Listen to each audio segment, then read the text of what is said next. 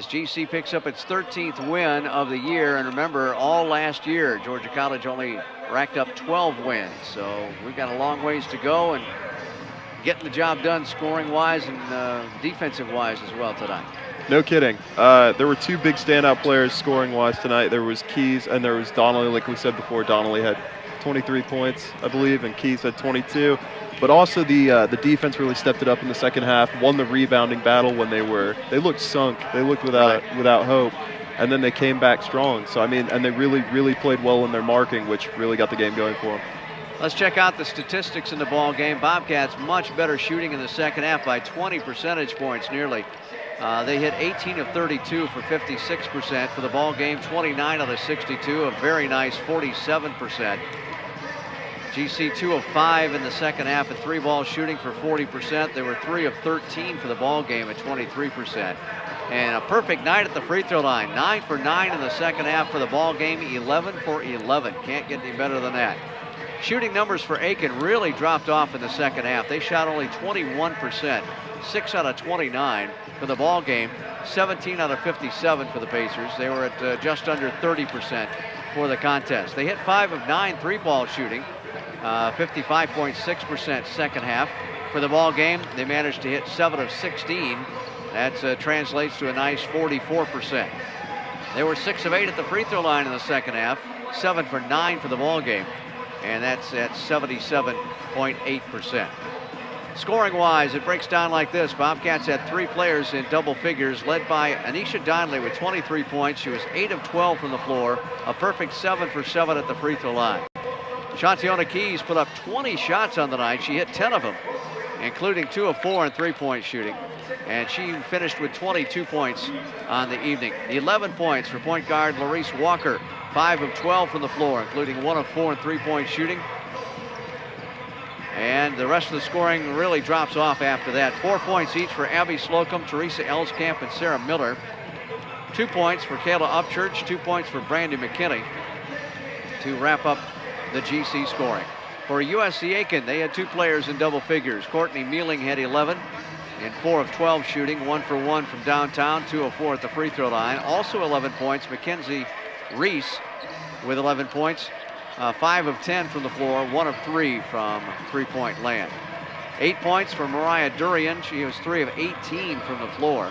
Really struggled tonight here at the Centennial Center. 5 points for Amora Brandt. And then 4 points, I should say, for Tiffany Addison off the bench, all on free throws. And then 3 points each for Kate Duff, Carly Gilreath, and Cassie Johansson. Georgia College won the rebounding battle. They were down at halftime in rebounding and really getting smoked on the boards early on in the night. They won it handily, 43-30. And Georgia College with 13 offensive, 30 defensive rebounds. Led on the board work by Teresa Elskamp with 8. Next best was Larice Walker with 7, your point guard with 7 rebounds in the ball game. For USC Aiken, they had 30 rebounds total, 11 offensive, 19 defensive rebounds. And they were led on the boards by Courtney Mealings, 6, 5 for Amora Brandt. We'll check out the rest of the statistics here in just a second as we get a chance to chat with Coach Moe, as the Bobcat women blow them out in the second half. Had a nice 14-0 run there, Moe, and opened things up. Good start to the second half with an 8-point burst after a 25-25 tie. So really the second half did the damage for the Bobcats. Yeah, I thought so. I thought first half, I thought we were flat, but credit to Aiken. They kind of play a game that'll slow you down, and they'll play a game that kind of get you half court oriented. They do a good job getting back on the transition defense, so they took away a lot of our transition in the first half. And they executed in their half court so well. And we gave them life early. I thought they got some good looks. They hit the offensive rebounds in the first half, and we kind of looked lethargic that first half. And it was good to see us to kind of come alive that second half and execute on both ends of the floor. Yeah, neither team really looked like they had 100% energy right there. After coming back, in less than 2 days, right, trying to play it once again. But What did it for the Bobcats in that second half for you? Well, I thought, the boards, we finally got on the boards. We got stops and we rebounded well. Us, kind of scoring those first two possessions, Keys kind of lit the match for us. Right. And she gave the team energy. She gave the team energy, and the bench got into it, and we just looked like a different team. We talked about at halftime. It was nothing about X's and O's. I just thought it was about energy and intensity. Yep. I mean, it's amazing what just energy will do. It'll kind of offset, those deficiencies on offense or whatever. I mean, let's just pick up the energy and let's see what happens, and that's what happened. You could see that that was a totally different intensity by the Bobcat women, and I think it started with Teresa Elskamp getting in there and getting the board work done. Yes. It's good to have her back. I think. Can imagine. I think the second possession of the game, she drew in charge, and I think Toby turned to me and said, man, it's good to have her back. That's what we missed right there. That's right. And just the energy, she just, she still got to work her way back in shape, but she was just alive and just active and, drawing those charges, getting those rebounds, those eight boards. Defensively, she's so solid. She's such, the glue of our team, I think. And her teammates know it. So it's good to have her back, to be that catalyst for her. How about Keys coming back again, another 20-plus night? I think that's 3 games in a row now for her. And she started off slow just like everybody else. We just couldn't find the ocean from the beach, as Coach Carrick used to say. That's right. In that first half, it was 36%. It looked like, oh, my goodness, what are we doing tonight? That's right. Well, Keys is such a smart player. That's one thing. Keys, she's going to get her shot attempts. But if Keys is not hitting the three and she doesn't feel it or they're taking it away, which they did, right. Keys is going to go inside. She's going to get to the line. She's going to hit the offensive rebound. Yep. That one possession, she got, 4 rebounds in a row. That's right. Matter of fact, she got 4 offensive rebounds off of that off of that one possession. Yeah. And so she's a smart player. Yeah. So that's good to have. I could see she was getting mad because those close-up shots weren't working, and then she took it out and drained a 3. That's right. So, That's right. You can't hit up close, you might as well take it outside. That's right. Great effort for everybody by the Bobcat women. Now you got to go on the road, play Young Harris, and try and get a little revenge on Saturday. Yeah. Facing a really good team, facing a Young Harris team who are playing. They're playing extremely well. We got to really execute the game plan. As we practice Friday, we'll go over it. But Young Harris is an excellent team, and they're playing well. They've got that matchup zone that they're really causing teams to really stifling teams on the offensive end. So we got to figure that out and definitely defend. It's always a battle when we play those guys. So we're looking forward to it. Got to pack our shooters. That's right. No doubt about it. Congratulations, Mo. Hey, thank you, Scott. All right, thank you. Mo Smith, the head coach of the Bobcat. They fall by 21 to the 13th ranked USC Aiken Pacers, 91-70. All that energy that they used in the first 15 minutes, almost 16 minutes of the ball game, and had the 22-15 lead. Then all of a sudden, it's like a light switch came on for the Pacers, and they just took it to the house in the first half, 37-29, and they really stretched it out in the second half. You nailed it. I mean, it was all the energy expended in the first 10, 15 minutes by the Bobcats.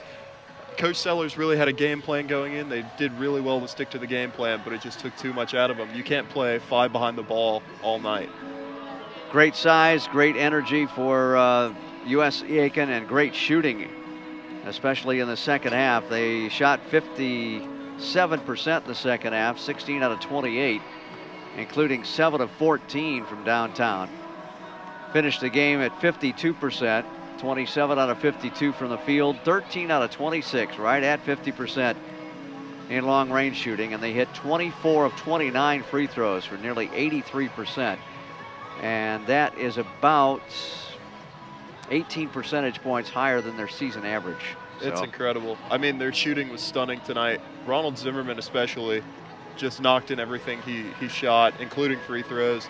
I mean, he was my player of the game tonight. 7 out of 13 from downtown, 7 out of 14 overall for Zimmerman. He led the Pacers with 21 points, 16 for Devontae Wright, 14 for Santuan Butler, and 12 points for Jesse Seilern, 10 for Paul Larson, 10 for Rick Alderman. 6 players in double figures for Coach Alexander's squad. And drops off after that, of course. 6 points for Cheyenne Porcher and 2 points for Alvin Brown. The Bobcats were led in scoring by Royal Thomas with 21 on the night. GC had 4 players in double figures. 14 points for Aaron Robinson, 12 for Lorenz Thomas, 10 for Ryan Blumenthal. And rounding out the scoring, 6 points for Robert Armstrong, 4 points for Terrell Harris, our leading scorer, only 2 for 6 from the floor, including 0 for 1 from long range, and 3 points for Kelvin Nwanzi to wrap it up. Georgia College just destroyed on the boards. I hate to say that word, but 39-18. You're doubled up on the boards, more than that, at 39-18. 11 offensive rebounds, 28 defensive rebounds for USC Aiken. GC stuck with only 3 offensive rebounds all game long. 1 in the first half, 2 in the second half, and that was a big story. Yeah, the height, the speed, the power of the USC Aiken players really caused problems marking. It really caused a defensive headache. And Alvin Brown as well was a big factor in this game tonight. He had a lot of defensive rebounds. He had 10 defensive rebounds for Aiken. He had 1 offensive rebound, but he was a factor. He drew double teams, which opened up lanes for other players. Well, Nick, thank you very much for helping out tonight, as always, and we'll talk to you again soon, I hope. Thank you. Thank you. Nick Burgess helping us out here at courtside. We'll talk with Coach Sellers now as he comes out onto the court. We'll run through some more final statistics in just a little bit.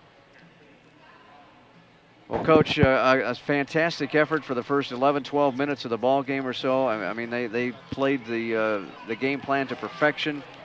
Did we use up too much energy just to do that, though? Well, I don't know if we did or not. I tell you, the guys they did exactly what needed to be done the first 10, 11 minutes in order to play a really good game and beat a team like Aiken, and I was really proud of them.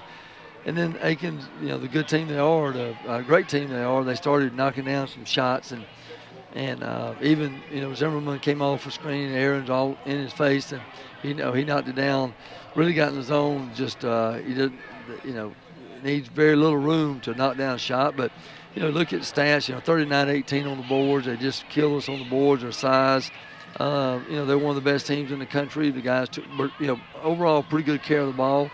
We didn't rebound obviously near as well as we would have needed to, and they just really played. I thought they played really well the last 25 minutes of the game, and guys gave it a good effort, but against a team like that, we just couldn't stay on top of them. Yeah, and never say die attitude again for the Bobcat men. As we pulled, we would get close within 6 or 7, but then they would just keep us at arm's length and start knocking down some more threes. That's exactly right. It's I think the guys this week, with a Augusta game and great win there, and playing a team that's nationally ranked. Hopefully the guys have, kind of realize, what we need to do, and I guess everybody grow about 6 inches, in the next couple of days, but. But these guys, they will continue to battle, and I have no doubt. And our season is not going to be wasn't decided tonight. It's going to be decided by the next 10 games, and this is just one game. And we played. We won't. Montevallo is really good. Everybody's good, but this is probably the top team in the league, and we got 10 games to go, a third of the season, and that's what's going to decide how we finish. So I'm looking forward to. Guys get some rest tomorrow, coming back Friday, and having some good practices, and look forward to taking it down the home stretch. Great effort tonight, Thank Coach. You, I appreciate Sorry it. Came up short. Thank you. Terry Sellers, the Bobcats head coach, as Georgia College falls to 7-9. Forgot to give you the gum, Coach. It's tradition. I even had it sitting there for you. Checking out the other statistics in the ball game, 17 assists for USC Aiken, 9 of them by Devontae Wright, as he is among the best in the conference in that category. He's 3rd best in assists. Bobcats had only 7 assists, 3 by Aaron Robinson. 17 turnovers for USC Aiken, only 8 for GC. We just could not convert those turnovers a lot of times into points. Aiken credited with 1 block by Alvin Brown, 1 block for GC by Royal Thomas, 8 steals for Georgia College, 3 by Thomas, only 3 steals for USC Aiken, 1 apiece for 3 different Pacers. But it wasn't the steals, it was the shooting by the Pacers, as they hit 52% from the floor, including 50% from downtown on the night and 83% at the free throw line. So Georgia College falls 91-70, and we'll be back with you on Saturday from Young Harris, as that'll be a 1:30 and 3:30 doubleheader between the Bobcats and the Mountain Lions up in the mountains of North Georgia. So after a split on the night, the Bobcat women won easily, and the Bobcat men fall big by 21. I'm Scott McLeod. Our thanks to Nick Burgess and the producer, and Benedict Esposito, our technical director. Thank you to Michael up in the booth for Ustream, and everybody else on the control as well, and on the camera works. We appreciate all their efforts, and we'll talk to you again on Saturday for more Georgia College basketball on Country 102.